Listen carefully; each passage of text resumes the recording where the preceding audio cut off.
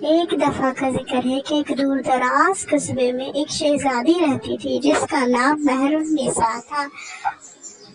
مہر النساء بہت خوبصورت تھی، لیکن اس کے محل کے آس پاس اکثر عجیب و غریب آوازیں سنائی دیتی تھی۔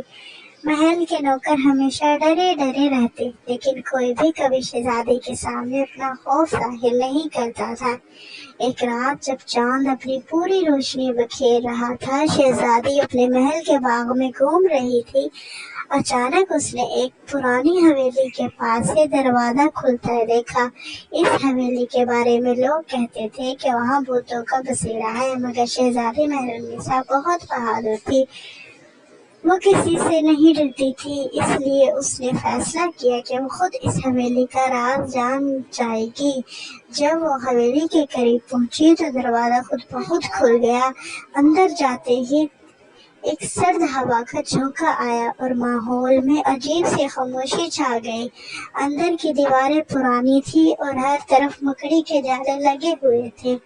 جیسے ہی شہزادی نے مزید قدم آگے بڑھایا، ایک مدھم سی سرگوشی سنائی دی۔ کون ہے؟ شہزادی نے بلند آواز میں پکارا، لیکن کوئی جواب نہیں آیا سوائے اس سرگوشی کے جو ہر گزرتے لمحے کے ساتھ تیز ہوتی جا رہی تھی۔ اچانک ایک سایہ دیوار سے نمودار ہوا اور شہزادی کے سامنے آ کر کھڑا ہو گیا۔ یہ ایک بھوت تھا جو کئی صدیوں سے اس حویلی میں قید تھا۔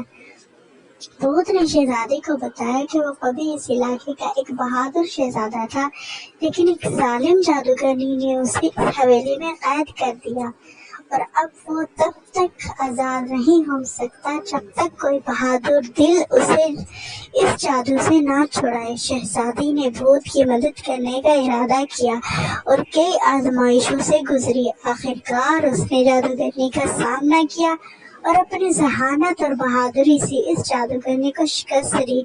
بھوت کا جادو ٹوٹ گیا اور وہ ایک خوبصورت شہزادے میں بدل گیا۔ شہزادہ اور شہزادی دونوں واپس میں محل لوٹے اور یوں انہوں نے خوشی خوشی زندگی گزارنا شروع کی۔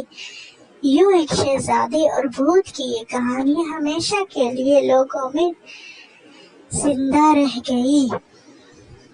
Please like and subscribe my channel.